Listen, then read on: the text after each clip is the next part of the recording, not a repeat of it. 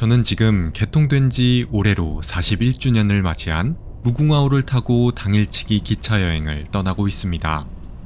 최근에 새롭게 개통된 열차보다는 속도가 느리지만 그만큼 저렴하고 다른 열차는 정차하지 않는 역에도 정차를 해서 자연경관이 수려한 시골 마을로 기차 여행을 떠날 때 저도 자주 이용하는 열차입니다. 신나게 바깥 풍경을 감상하다 보니 어느새 내릴 때가 됐네요. 하차해 볼까요?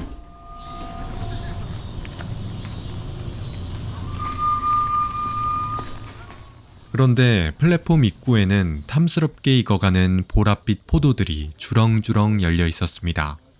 이곳은 과일의 나라라고도 불리우는 영동군에 위치한 역사인 황간역입니다. 황간역은 일평균 약 200명의 여행객이 이용하는 경부선의 작은 철도역인데요. 이용객 수는 적지만 무려 120년 전부터 운행돼 온 역사 깊은 역입니다. 오늘은 황간면과 영동읍에 위치한 아름다운 명소 6곳을 소개해드리도록 하겠습니다. 참고로 제가 탑승한 1301 무궁화호 열차는 서울역과 영등포역, 수원역 등에서 승차가 가능하니 참고 바랍니다. 황간역을 빠져나오면 이렇게 아래로 내려가는 계단이 있는데요. 이 계단은 올락올뱅이 계단길입니다. 올뱅이는 강원도와 충북에서 사용하는 다슬기의 방언으로 초강천과 석천을 끼고 있는 황간면의 특산물이기도 합니다. 그래서 황간역 주변에는 올뱅이 국밥집이 많이 있는데요. 저는 계단 바로 옆에 있는 동해식당에서 아침 식사로 올뱅이 국밥을 먹었습니다.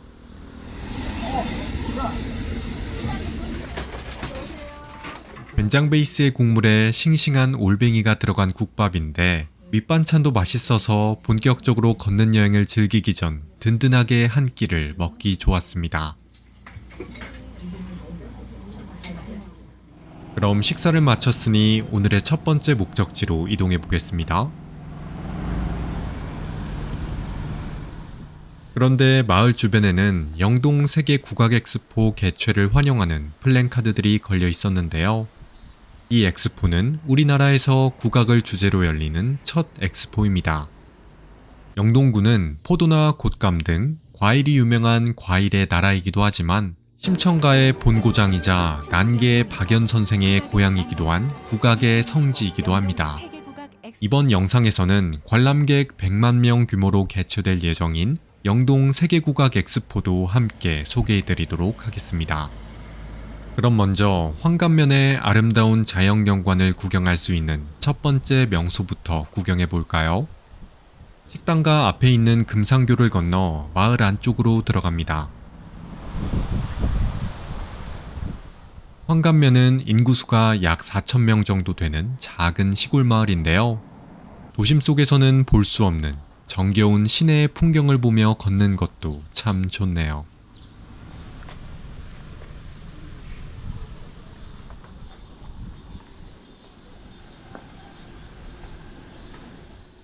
(10분) 정도 앞으로 걸어가면 이렇게 사거리 하나가 나오는데요.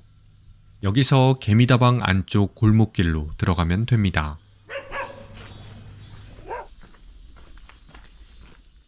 포도로 유명한 영동군답게 주변에는 싱싱하게 자라고 있는 포도들도 많이 보였습니다. 포도밭을 지나면 이렇게 커다란 강줄기가 나오는데요. 이 강은 황간면을 따라 흐르는 커다란 강인 초강천입니다. 목적지에 도착하지 않았는데도 벌써부터 풍경이 너무 멋있죠? 지금 걷고 있는 낮은 다리를 건너 초강천을 따라 위쪽으로 쭉 걸어가면 됩니다.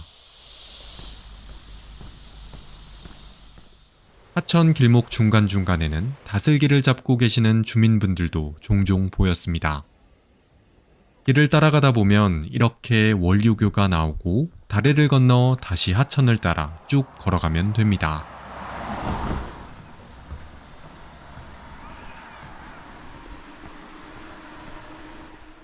이곳도 역시 하천과 주변의 산봉우리가 만들어내는 장엄한 풍경이 너무 아름답습니다.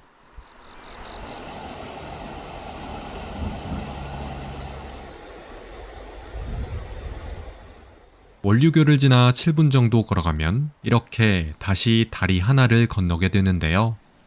여기서 다리 끝에 있는 잘 정돈된 나무 데크길을 따라가면 됩니다.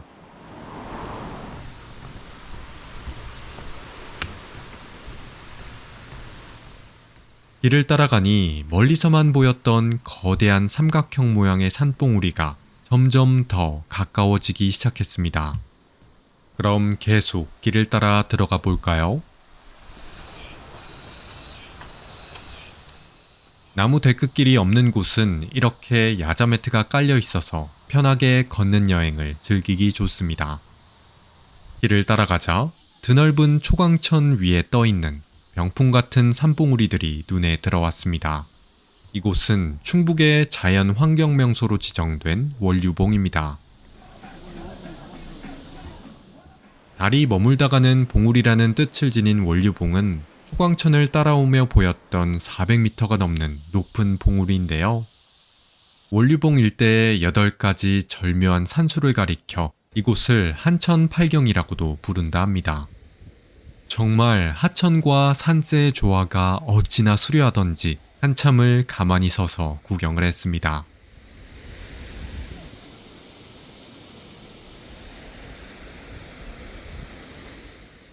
중간에 홀로 서 있는 원류봉 정자도 너무 멋있죠?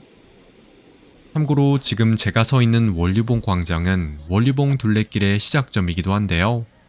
원류봉 둘레길은 이곳 원류봉에서 반야사까지 이어지는 총 길이 8.4km의 둘레길입니다.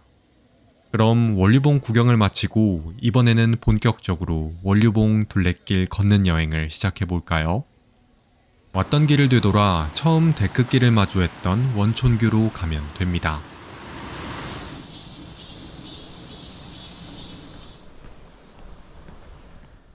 그러면 이렇게 둘레길 표지판이 나오는데요.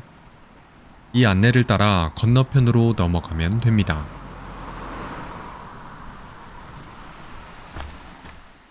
그러면 이렇게 다리 너머로 물 위에 떠 있는 나무 데크길이 보이는데요.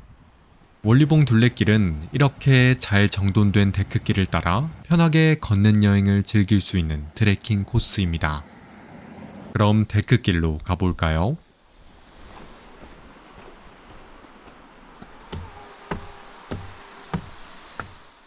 데크길에 올라서자 원류봉에서 봤던 초강천과는 또 다른 아름다운 하천이 눈에 들어왔습니다. 이 하천은 석천인데요. 원류봉 둘레길의 첫 번째 코스인 여울소리길은 석천과 조강천 합류부의 여울소리를 들으며 걸을 수 있는 아름다운 코스입니다. 석천 위에 놓인 가지런한 데크길을 따라 걷다 보면 마치 물 위를 걷는 듯한 느낌이 들 정도로 경관이 수려합니다. 데크길이 끝나면 산속 숲길을 따라 더 깊은 곳으로 들어가게 됩니다. 그럼 한번 걸어볼까요?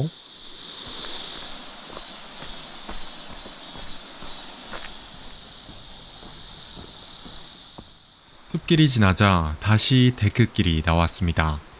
안으로 들어갈수록 석천의 상류로 올라가게 되는데요. 그래서 걷는 동안 이렇게 시원한 여울 소리를 들으며 걷는 여행을 즐길 수 있습니다. 석천과 주변 산세의 아름다운 풍경은 덤이겠죠?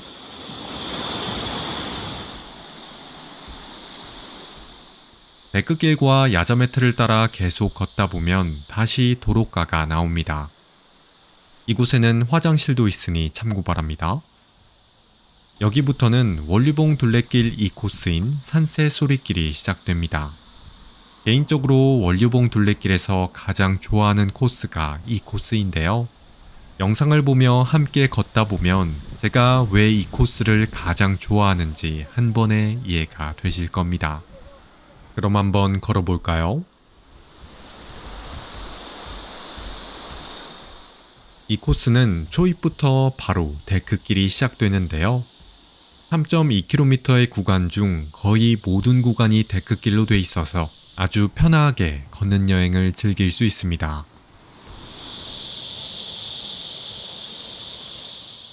심지어 언덕과 계단이 없는 무장의 데크길이라 걷기 초보자도 쉽게 완주할 수 있는 구간입니다. 이 코스는 1코스와 다르게 조금 더 높은 절벽 위에 데크길이 조성돼 있는데요. 그래서 계속 길을 따라 걷다 보면 이렇게 아름다운 잔도길도 걸어볼 수 있습니다.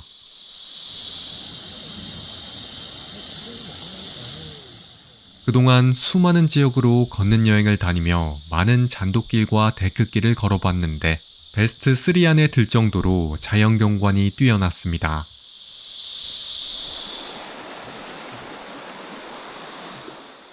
제가 방문했을 때에는 이슬비가 조금씩 내려서 덕분에 그 아름다운 모습이 배가 되더군요.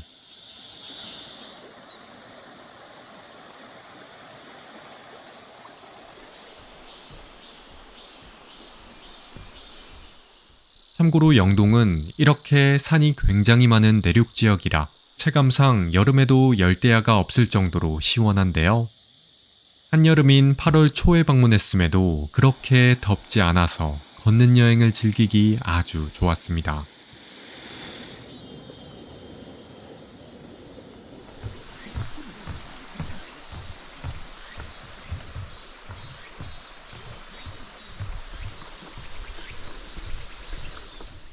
데크길을 따라가다 보면 이렇게 커다란 빨간색 다리가 나오는데요. 다리를 건너지 않고 왼쪽 길로 걸어가면 됩니다.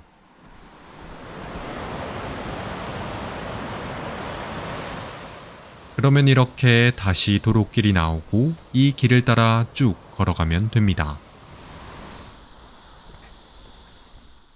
이곳부터는 황간면의 작은 시골 마을길이 시작됩니다. 주변에는 이렇게 예쁜 꽃들이 작게 피어 있어서 꽃을 구경하며 트레킹을 즐기기 아주 좋습니다.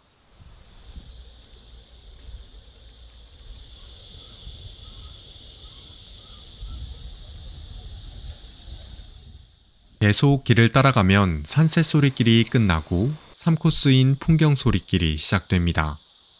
그럼 한번 걸어볼까요?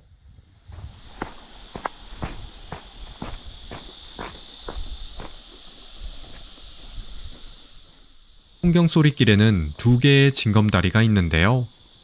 데크길에서 마주했던 풍경과는 또 다른 멋있는 경치를 감상하며 건너편으로 넘어갈 수 있습니다.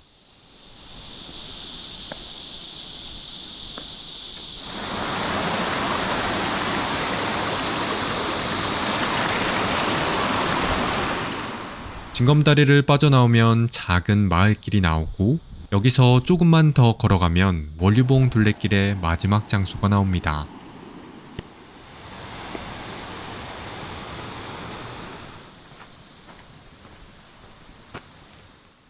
길을 따라가자 고즈넉한 사찰 풍경이 눈에 들어왔습니다.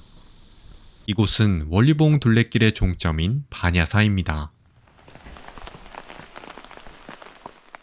반야사는 호랑이를 품고 있는 절로도 유명한데요.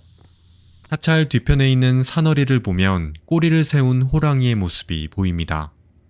이 형상은 백화산 기슭에서 수천 년간 흘러내린 돌무더기가 자연스럽게 쌓여 만들어졌다고 하네요.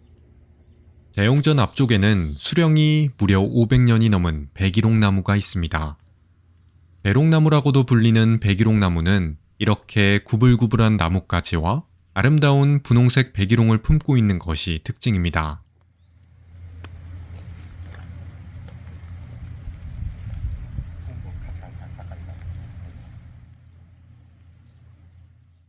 나무 앞에 있는 보물인 반야사 3층 석탑과 어우러진 모습이 너무 아름답죠? 참고로 대웅전 뒤쪽에 있는 문수전 구도의 길로 올라가면 반야사가 있는 우메리의 장엄한 계곡 풍경을 한눈에 내려다볼 수 있습니다. 한번 가볼까요?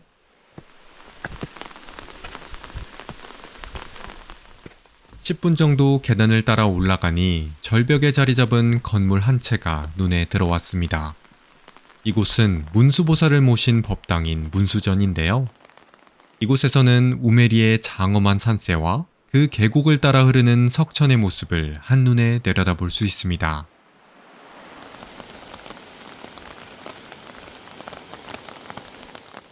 정말 그 풍경이 어찌나 아름답던지 보는 내내 감탄밖에 안 나오더군요.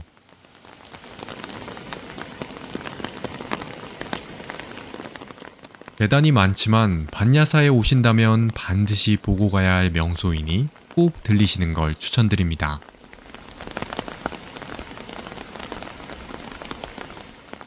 그럼 구경을 마치고 다시 밑으로 내려가 볼까요? 저는 택시를 타고 다시 황간역 근처로 갔는데요. 반야사 입구에는 이렇게 콜택시 번호가 있으니 참고 바랍니다.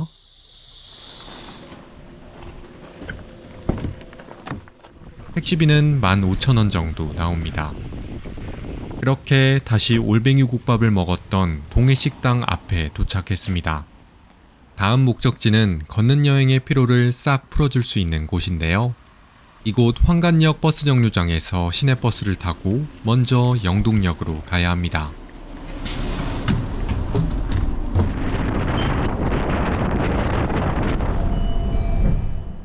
버스를 타고 약 20분을 달려 영동역 버스 정류장에 하차했습니다. 여기서 시내 순환버스인 700번 버스를 타면 다음 목적지로 갈 수 있는데요. 그런데 마침 점심시간이 돼서 점심을 먼저 먹으러 갔습니다. 저는 근처에 있는 칼국수집에서 얼큰이 칼국수를 먹었는데요. 한 그릇에 7,000원인데 양도 정말 푸짐하고 맛도 있어서 든든하게 배를 채우기 딱이었습니다. 그럼 점심을 먹었으니 버스를 타러 가볼까요? 시내 순환버스를 타고 다음 목적지로 향합니다. 감사합니다.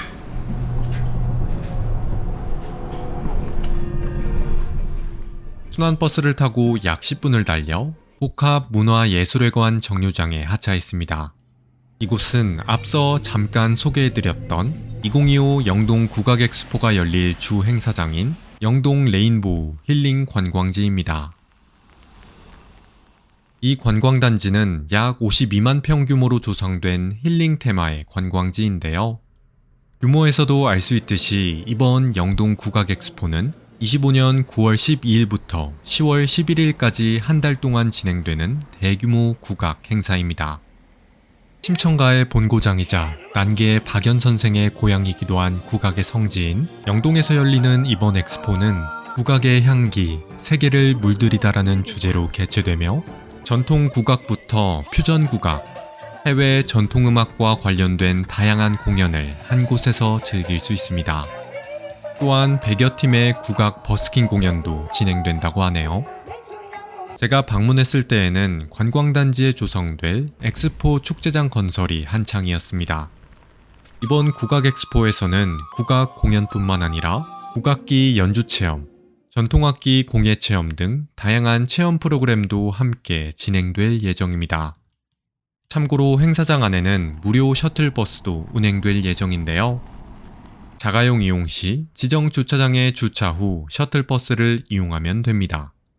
주차장 정보는 티맵과 카카오 내비, 네이버 지도에서 영동 세계 국악 엑스포를 검색하면 확인 가능하니 참고 바랍니다. 저는 엑스포가 개최될 관광단지 주변을 둘러본 후 원류봉 둘레길 걷는 여행으로 쌓인 피로를 풀어줄 힐링센터로 향했습니다. 문화예술회관 옆쪽을 보면 힐링센터라고 적힌 커다란 건물이 있습니다. 이곳으로 들어가면 됩니다. 안쪽으로 들어가니 화이트톤의 인테리어가 인상적인 거대한 실내 공간이 눈에 들어왔습니다. 이곳은 영동의 자연을 테마로 몸과 마음에 쉼을 주는 힐링 체험 공간인 레인보우 힐링센터입니다. 입장료는 성인 기준 10,000원인데요. 그런데 디지털 관광 주민증을 발급받으면 3,000원을 할인받을 수 있고 결제 금액 중 2,000원은 영동사랑 상품권으로 돌려줍니다. 힐링센터는 총 6개 층으로 구성되어 있는데요. 그럼 가장 먼저 지하 1층을 둘러볼까요? 지하에는 이렇게 조격을 할 수 있는 힐링 푸스파가 있습니다. 안쪽에는 조격을 하면서 돌을 보며 멍 때리는 곳도 있네요. 따뜻한 물에 발을 담그고 아무 생각 없이 돌을 바라보니 신기하게도 마음이 편안해지더군요. 밖에도 조격장이 있었는데요.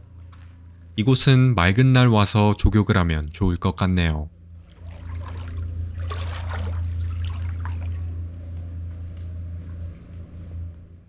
조격장 가운데에는 일라이트라는 천연 점토 광물이 가득 들어있는 조격 공간도 있었습니다.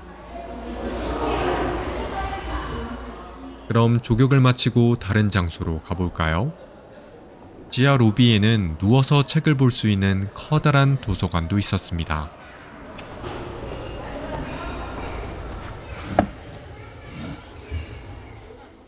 도서관 옆쪽에는 아이들이 정말 좋아할 만한 놀이공간인 어린이 힐링 뮤지엄이 있습니다.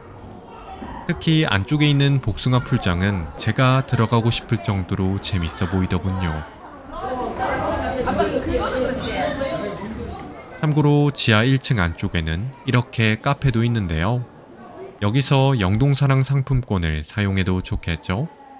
그럼 구경을 마치고 위층으로 올라가 볼까요?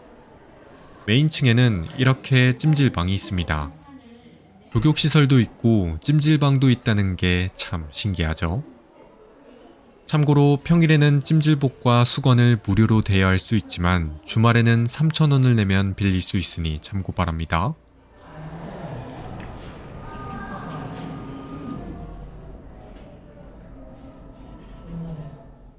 찜질방 밖에는 몸 상태를 확인할 수 있는 다양한 기기도 있었습니다.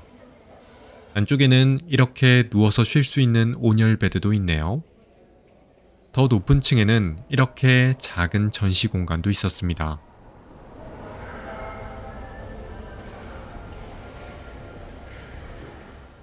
안쪽에는 빛의 정원이라는 테마 전시관도 있는데요. 빛을 주제로 한 공간이라 몽환적인 분위기가 참 좋더군요. 전시 공간뿐만 아니라 주변에는 가볍게 둘러보거나 앉아서 휴식할 수 있는 분위기 좋은 공간도 많이 있었습니다. 힐링센터에서 피로를 풀다 보니 어느새 1시간이 훌쩍 지났습니다. 그럼 이제 힐링을 마치고 다음 장소로 이동해 볼까요? 힐링센터에서 나와 아래쪽으로 5분 정도 내려가면 됩니다. 밑으로 내려가자 커다란 와인 구조물이 눈에 들어왔는데요. 이곳은 레인보우 힐링 관광지에 조성된 영동 와인터널입니다. 영동은 높은 일교차와 풍부한 일조량을 가진 과일의 성지이자 전국 제1의 포도주 산지인데요. 이곳에서는 영동 지역에서 나는 포도와 와인을 테마로 한 다양한 볼거리를 구경할 수 있습니다. 와인터널은 그 길이가 무려 420m나 되는데요. 콘텐츠도 다양해서 지루하지 않게 둘러볼 수 있습니다. 입장료는 성인 기준 5,000원이지만 디지털 관광 주민증을 제시하면 3,000원에 입장할 수 있었습니다. 저는 다양한 전시 공간 중에서도 와인 저장고가 제일 멋있었습니다. 와인이 저장된 오크통 실물을 처음 보는데 생각보다 크기가 커서 놀랐습니다.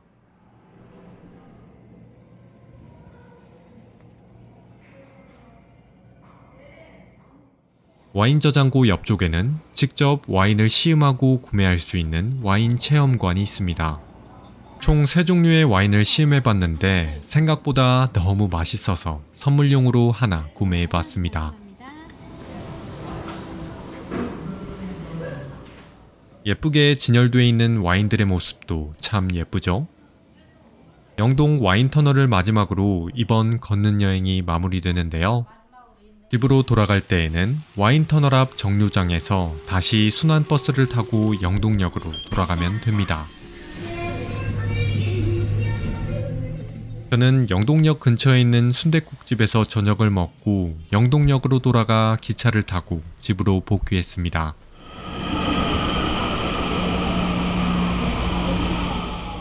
낭만 있는 무궁화호를 타고 도착해 시원한 산골짜기에 바람을 맞으며 둘러봤던 영동의 아름다운 자연경관, 그리고 걷는 여행에 피로를 풀어줬던 힐링센터와 대한민국 최초의 국악엑스포인 영동 국악엑스포가 개최될 예정인 레인보우 힐링관광지 주변의 명소까지 아름다운 영동에서 멋있는 자연을 구경하고 9월 12일부터 10월 11일까지 진행하는 영동 국악엑스포도 함께 즐겨보시는 것 어떠신가요? 지금까지 걷는 여행이었습니다. 시청해주셔서 감사합니다.